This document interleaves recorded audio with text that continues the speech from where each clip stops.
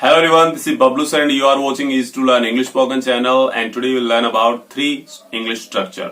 आज आप 3 ऐसे स्ट्रक्चर्स के बारे में सीखने वाले हैं कि जब भी आप इंग्लिश बोलने की कोशिश करते हैं ना तो ये आपके लिए डिफिकल्टी क्रिएट करते हैं और कॉन्फिडेंस के साथ आप इंग्लिश नहीं बोल पाते। सो ऐसा इनकमिंग टाइम ना हो, सो वीडियो को लास्ट तक देखिएगा, स्ट्रक्चर आप भी सीख जाएंगे। So without taking more time I am going to start. शुरू करने के लिए जा रहा हूं, सबसे पहला स्ट्रक्चर है कभी तो। आपने भी ये सॉन्ग जरूर सुना होगा। कभी तो नजर मिलाओ, कभी तो करीब आओ। जी, सो कभी तो। सो जब भी आपको इंग्लिश में बोलना हो कभी तो बोलेंगे do ever. Yes of course, do ever का मीनिंग है कभी तो। कैसे सेंटेंसेस के अंदर समझते हैं, आपको ध्यान में रखना है डू एवर के बाद हमेशा फर्स्ट फॉर्म आएगी। यस ऑफ कोर्स, वर्ब की फर्स्ट फॉर्म। कैसे सेंटेंसेस बना लेते हैं। पहला सेंटेंस हो सकता है कभी तो यातायात के नियमों का पालन कर लिया करो। सो बात करेंगे do ever obey the traffic rules. कभी तो इस तरीके से हो जाएगा। या नेक्स्ट हो सकता है कभी तो समय पे आ जाया करो। सो बात करेंगे do ever come on time, इस तरीके से।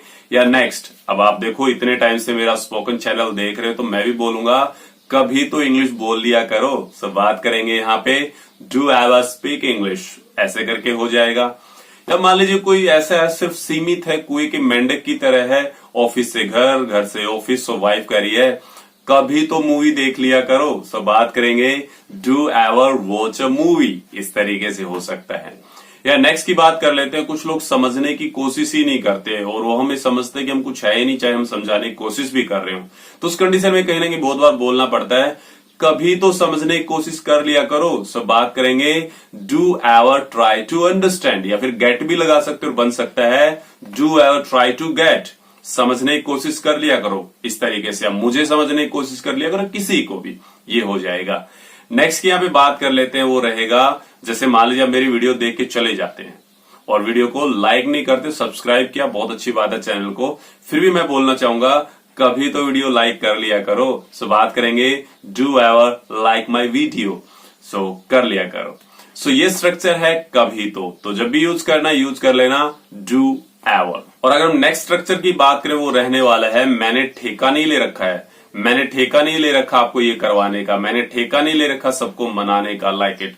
सो जब भी बोलेंगे मैंने ठेका नहीं ले रखा है तो हैज या हैव, उसके बाद नॉट, और फिर आप यहां पे लगाएंगे टेकन और फिर कॉन्ट्रैक्ट, और कॉन्ट्रैक्ट के बाद टू और वर्ब की फर्स्ट फॉर्म। ये आपका स्ट्रक्चर है जब भी बोलना चाहे मैंने या उसने ठेका नहीं ले रखा है। कैसे सेंटेंसेस के थ्रू समझते हैं। मैंने कहा यहाँ पे मैंने ठेका नहीं ले रखा आपको समझाने का कि हर बार मैं ही आपको समझाऊं। सो बात करेंगे I haven't taken contract to make you understand, आपको समझाने का। या नेक्स्ट हो सकता है मैंने ठेका नहीं ले रखा सबको मनाने का। सो बात करेंगे यहाँ पे I haven't taken contract to convince all, सबको मनाने का। नेक्स्ट बना लेते हैं कुछ इस तरीके से, मैं बोल सकता हूं उसने ठेका नहीं ले रखा आपका काम करने का जब तक वो वहां पहुंच जाते हो। सो बात करेंगे, अब यहाँ पे हैज आ जाएगा, he hasn't taken contract to do your work, आपका काम करने का। और नेक्स्ट हो जाएगा हमारा यहाँ पे, बहुत बार क्या है कि पूरी फैमिली किसी को बोल देती है हमने ठेका नहीं ले रखा आपकी हेल्प करने का। और आई होप सो कोरोना के दौरान मीन्स लॉकडाउन के दौरान ऐसा काफी नहीं बोला होगा, हमने ठेका नहीं ले रखा आपकी हेल्प करने का। सो फिर बात करेंगे we haven't taken contract to help you, इस तरीके से हो जाएगा, बट करनी चाहिए थी। या लास्ट एग्जांपल की बात कर लेता हूं। हो सकता है यहाँ पे मान लीजिए कोई लड़की बोली मैंने ठेका नहीं ले रखा तेरी प्रैक्टिकल लिखने का, या फिर मैं किसी को बताऊं उसने ठेका नहीं ले रखा तेरी प्रैक्टिकल लिखने का। सो बात कहूंगा she hasn't taken contract to write your practical, जो हर year, first year, second year, सब सालों में क्या किया आपने उसको प्रैक्टिकल दे दी कि लिख दे, तो उसने ठेका नहीं ले रखा क्योंकि उसने मना कर दिया। आज तो आपको बड़ा गुस्सा आ रहा है, तो उस कंडीशन में आपको बोल सकता हूं उसने ठेका नहीं ले रखा आपकी प्रैक्टिकल लिखने का। सो है ठेका नहीं ले रखा, सो हैज या have not taken contract to और फिर वर्ब की फर्स्ट फॉर्म। और लास्ट स्ट्रक्चर है हमारा यहाँ पे एज वेल। एज वेल का यहाँ पे जो मीनिंग रहने वाला वो है साथ ही साथ, या फिर साथ साथ, या फिर बहुत बार बोल देते हैं लगे हाथ। सो यूज करेंगे एज वेल।